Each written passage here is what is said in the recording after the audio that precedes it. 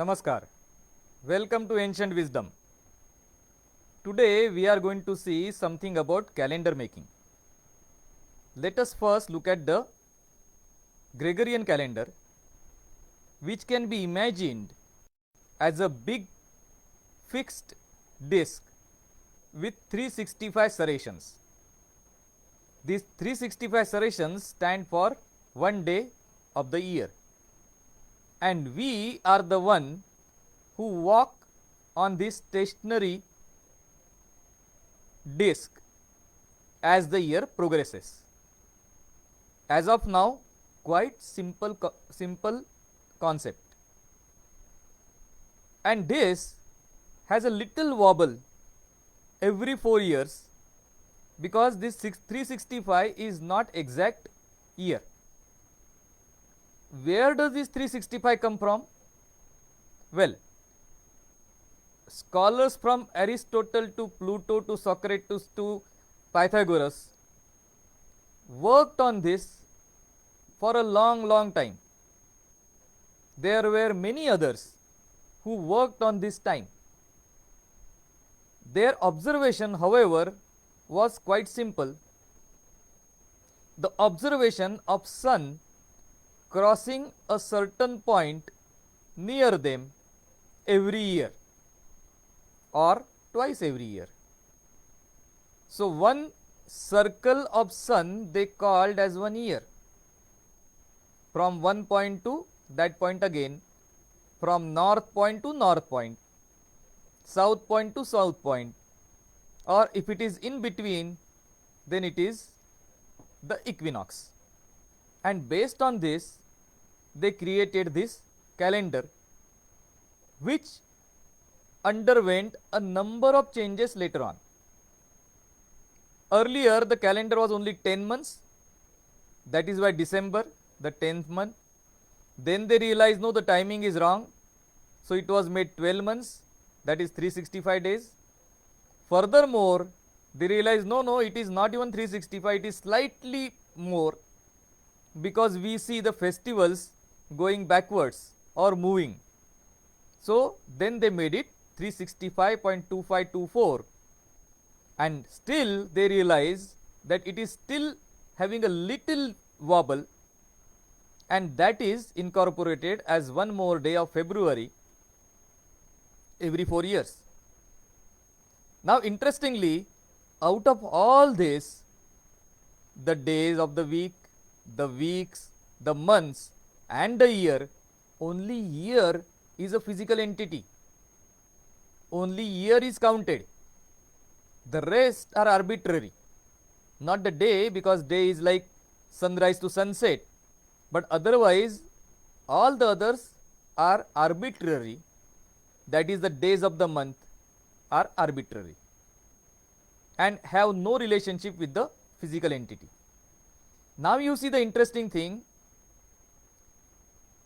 As of now, it is a simple system of a huge disk etched with 365 serrations, and for which, to get which, so many scholars worked through centuries. So now let us come to Indian calendar, which can be compared to 9 disks, and all of those disks remaining at certain starting point, and then starting with a different speed. Each of the disks, they started rotating with a different speed, and these disks were the year, were the months, were the nakshatra, were the days, were the tithis, were the speeds, or it was even considering the precession of the universe, the overall movement of the universe around its axis. So hugely complicated system, and these 9 disks, based on how they aligned, sometimes 2 of them aligned together, sometimes 3 of them aligned. Like if I am born on 29th of March, on Friday, every Friday is a birthday for me because the week's wheel is aligning. Every 29th is a birthday for me, the monthly wheel aligns. Every March is birthday for me, every year is birthday for me. These are three different wheels align at different time. Add to that the tithi, the yoga, the karana, you get the idea. The more and more wheels are added which need to align again to get the same muhurat again. So, to celebrate the anniversary of any event, all these variables are necessary to be aligned. And this is exactly what is called as finding a muhurat or finding a day. Such a complicated mechanism. How hard our rishis must have worked. But here comes the interesting paradox. Our rishis hardly worked. They hardly did the calculation. They just sat around. They were not hardworking. Not hardworking as the Western scholars. So you mean to say they were lazy? No, they were not lazy. But you are saying that they were not hardworking. They really did not work so much as the Western scholars. They just sat around. Still they got results which were much more complicated than what the Western scholars got. Yes, all of these are true, and this is exactly where the paradigm paradox comes in. What is the paradigm paradox?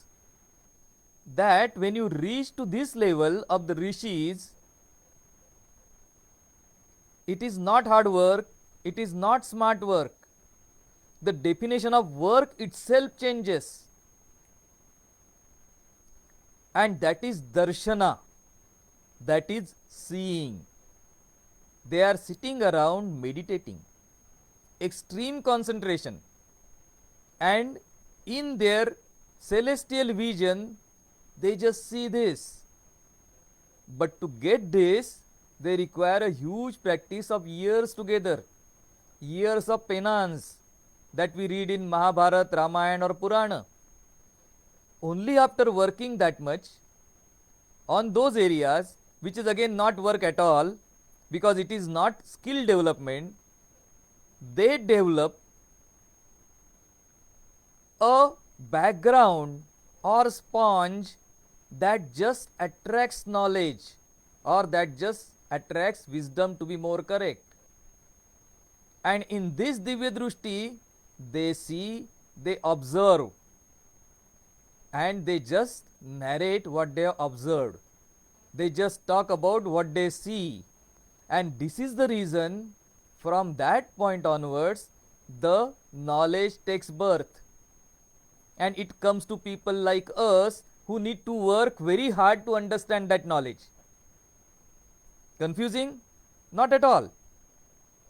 Just the way in science, because science is today's language, at one point of time light is wave, at other point of time light, the same light, is particle. The moment you start becoming smaller and smaller towards nanoparticle, all the definitions change. The definitions, the way the definition of work has changed when it is connected to rishis. And these observations which were handed down have become sciences or shastra at a much later date. And this is the reason many of the observations are today we are finding to be correct from our scientific point of view, but no proof of those have been given because those things need not have to be explained to anybody at that point. The shabda of a person who has taken darshana was enough. So no, our Rishi Munis were not hardworking, but they were not lazy either. They were not doing smart work.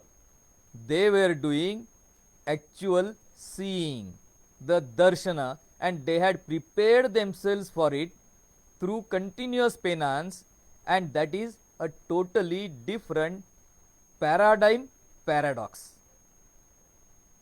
So much today from Ancient Wisdom. Namaskar.